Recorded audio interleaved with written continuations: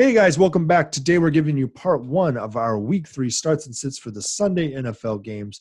We're here to help you make all the right decisions on who should be in your lineup and who you need to sit. So let's start this fantasy football podcast right now. Hit that drop.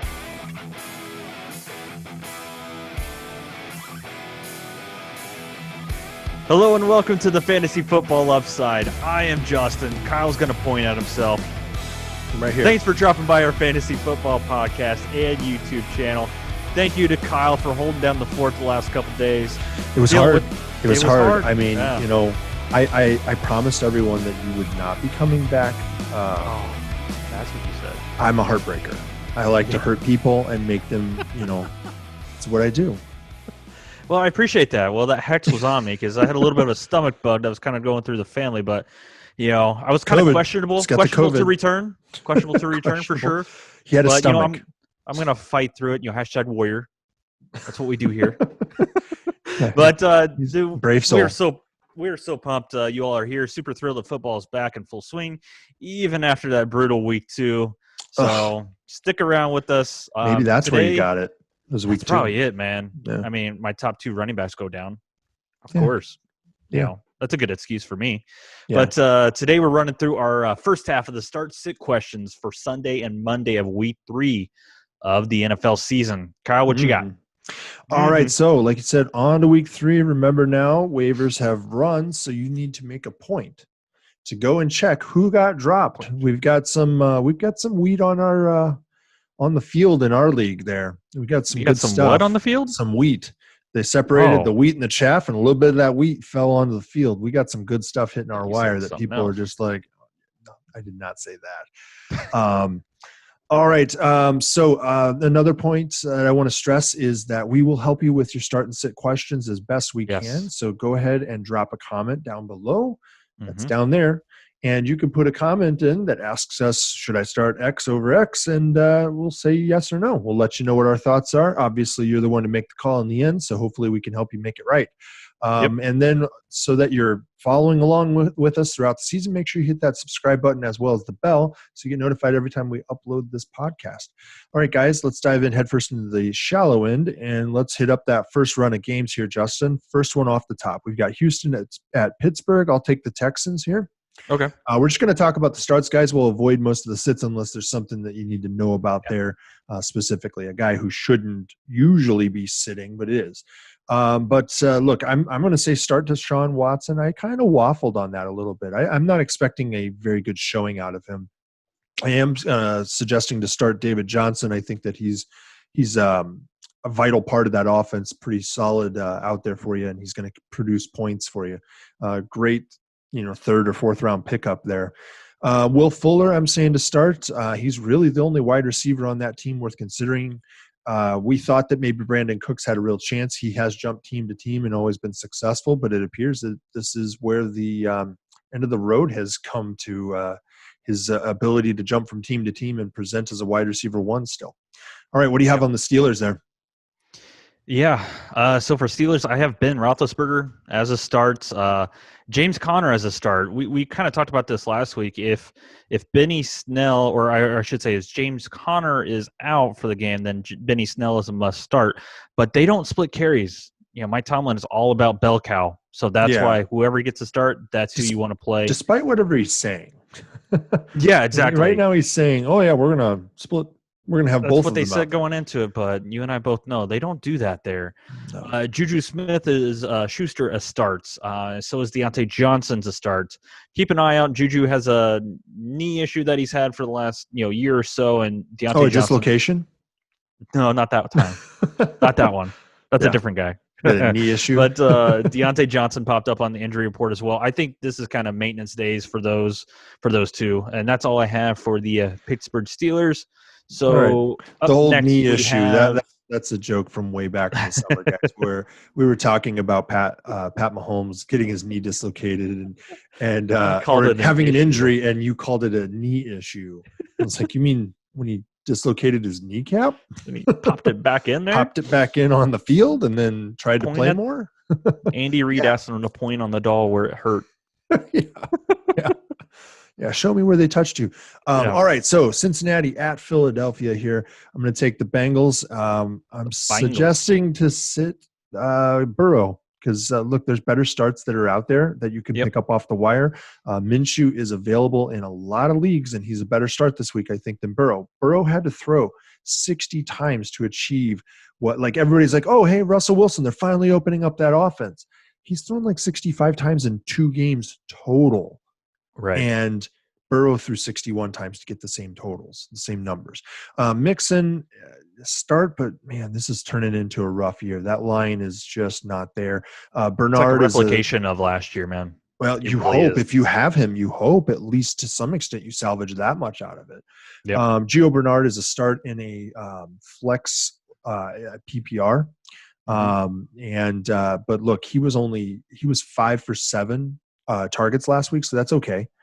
Tyler Boyd's a start, AJ Green's a start, but this isn't the greatest matchup for somebody who's been struggling to get back into the swing of things. So I wouldn't rely on AJ Green to produce at such a high level that you're hoping he's going to based on the fact that you drafted him.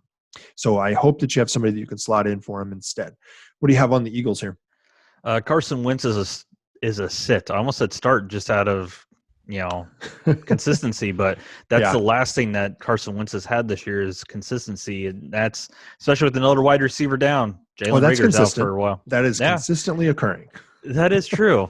Yeah, that is very true.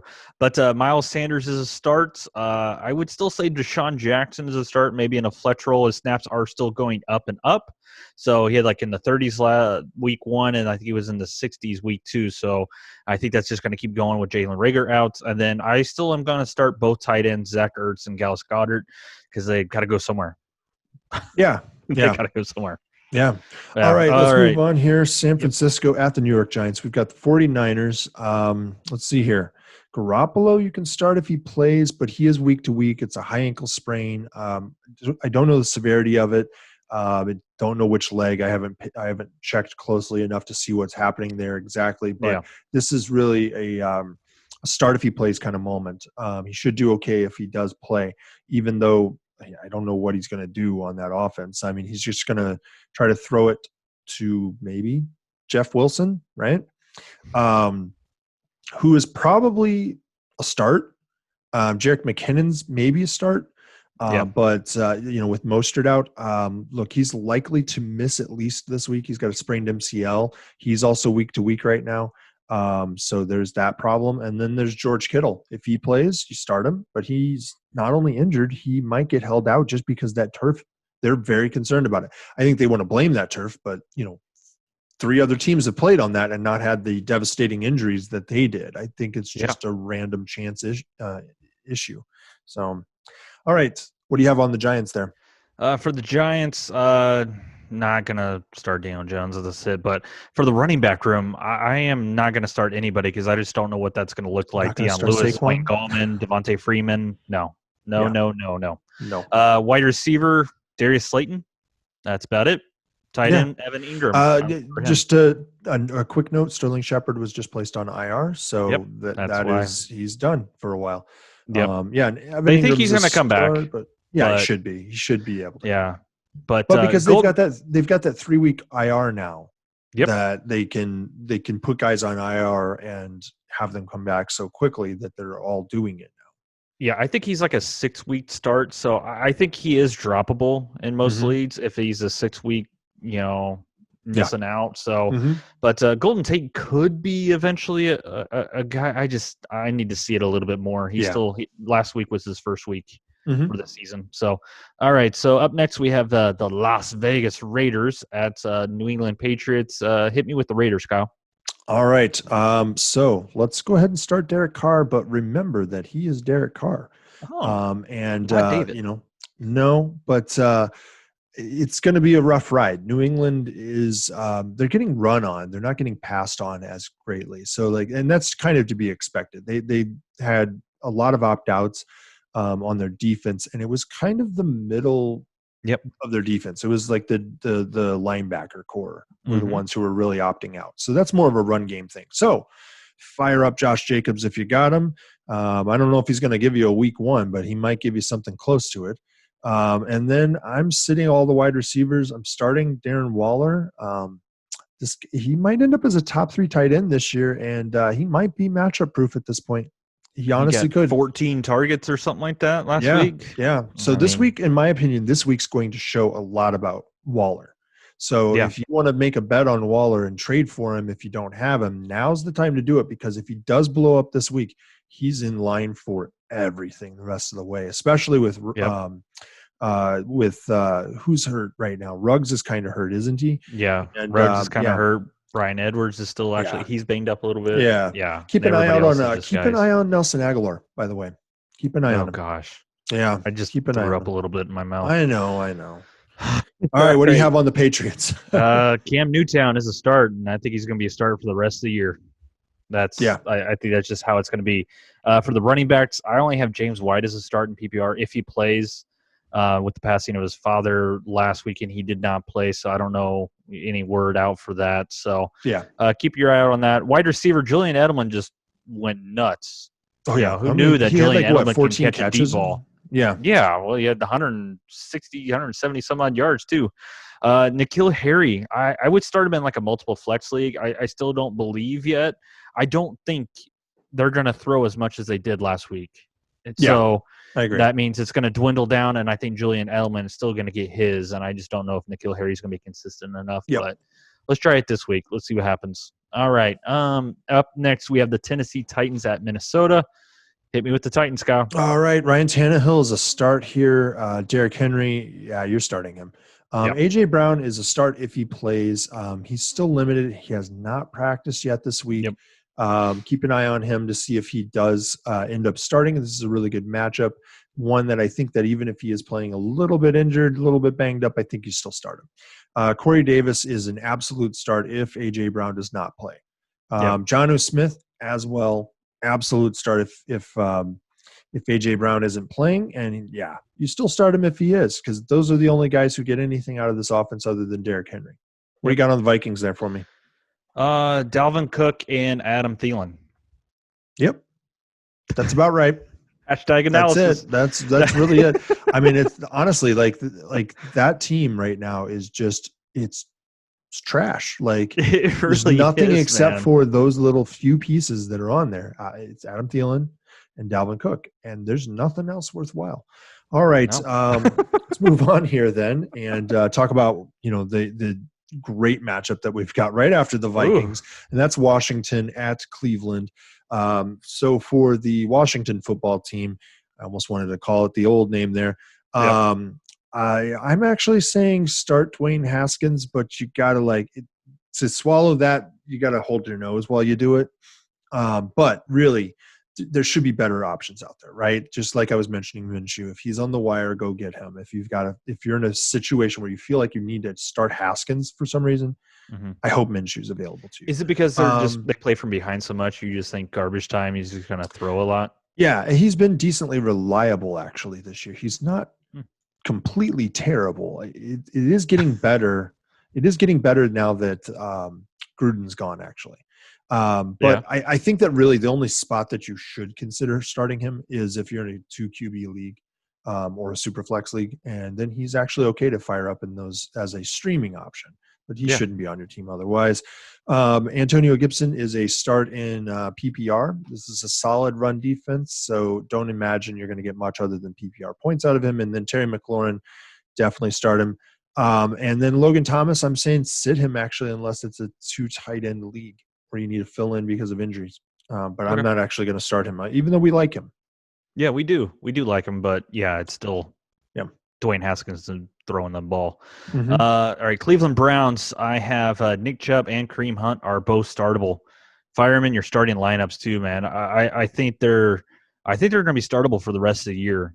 That's what I think. It's just because hey, they actually do pretty well if they just go to those 2 guys, and guess what? They won last week. So when they just gave them a lot of touches each. OBJ is barely. They almost lost that game. I know, but hey, it's still a win. Yeah. It is against the Bengals. What is it? The only thing I'm addicted to right now is winning. Yeah. Winning. They're not addicted to that because they like to lose. OBJ is a start. Jarvis Landry is a sit. I have everybody else's sits. Austin Hooper. Yep. Yeah. Don't even need to run it down. All right, so Nope. let's talk about the Los Angeles Rams at Buffalo. I'll talk about the Rams here. Jared Goff is a start. This is not as bad of a matchup as history would lead you to believe, actually, for the quarterback in this situation. Buffalo has not done well against quarterbacks so far this year. Cam Akers is a start if he's playing. It's unlikely that he is going to play, I think. They've given him Rib time off. injury? He's got it's a what is it, like separated rib cartilage, I think, which just sounds terrible. It's basically an intercostal issue is what it is. It's not fun. It hurts to breathe. So you can imagine it's not going to be fun getting hit sideswiped by a linebacker, right? Stopping breathe. Yeah, I mean, breathing. Jeez. This is not a great running back situation, in my opinion, in general right now because of his injury. Darrell Henderson is a start if Akers sits. But, if you paid up for him, that's what you were planning on doing anyway. I would not have recommended paying up for him like a lot of people did. Robert Woods and Cooper Kupp are starts. Tyler Higbee is a start as well. Higbee is just going bonkers. All right, what do you got on the Bills there? Josh Allen's a start, man. Are the whispers? There's whispers of MVP out there for Josh Allen. Yeah. You believe that? Yeah. But just wait until they play teams that are, good. Yeah. Well, this defense is usually pretty good against, not against the pass this year. They're not. All right. Devin Singletary, he's a start and flex only. He's gotten a little bit of a slighter, more of an increase in touches compared to Zach Moss and maybe what we thought. But it looks like it might have done with, I can't even talk today. Zach Moss is nursing a toe injury. So he popped up on the injury report. So I think that's why Devin Singletary would be a start and flex. He's missing practice even, isn't he? He is. Yeah. Yeah. Stephon Diggs is a start. John Brown is a start. Those two guys doing a little bit better than I thought they would together. We both think John Brown is still the number one wide receiver on this offense. And I think at the end of the year, it's going to shake out that way. Oh, yeah. Yeah. All right. So up next, we have the Bears at Atlanta Falcons, and hit me with the Bears while I decide how to speak again. Okay, sure. Mitch Trubisky's a sit here, guys. You only start him in a 2 QB league, in my opinion, or a super flex. The Falcons are going to be mad. This game is going to be an interesting one. I think this is the one the Bears lose finally. David Montgomery is a cautious start still. Tariq Cohen, start him in PPR, but he is starting to lose some pass catching work to David Montgomery, which ups his value. Allen Robinson, you got to start him. Anthony Miller, we're switching over to a sit, guys. His targets are disappearing. He wasn't getting a lot of snaps in week 1, and then he got I think 0 targets in week 2 or something like it. And then let's see here. Yep, that's it. It's the Bears. What do you want? The Bears, even going against the Falcons, who doesn't look like can stop a nosebleed. All right, so for the Falcons, I have a start for Matt Ryan, a start for Todd Gurley, Julio Jones, a start, but he hasn't looked like the same old Julio Jones. So just be cautious. You're still going to start him, of course, but just be cautious with him. You're not going to get those wide receiver 1 numbers because that's coming from Calvin Ridley, who is a must start week in and week out. And I'll throw this in there. If for some reason Julio sits or they just say he is not close to being 100% at all, throw in Russell Gage in there because he's done some work. Yeah. He's done some work this week or this year. And then Hayden Hurst is a start as well. Yeah. I'll tell you, Hayden Hurst should be a really good start actually this week. The tight end position has done really well against the Bears this season so far. So I think that's a really good start. All right, guys, that's going to do it for us on this episode. We'll catch the remainder of the matchups in tomorrow's episode, and we'll talk about all of those then for you so that you can make all of those decisions. Remember, go ahead and throw your start-sit questions down in the comments below, and always hit that subscribe button as well as the bell so you're notified every time that we upload the best podcast on the internet or fantasy football podcast. I'm not so bold to believe that we're the best podcast in general. But just enough to say. Throw onto the screen here right now. I'll toss up onto the screen our waiver episode as well as our Thursday night start sit, so you can watch those and be prepared for those situations. We'll see you guys next time. Thank you for being a fan of the Upside. Bye. See you guys.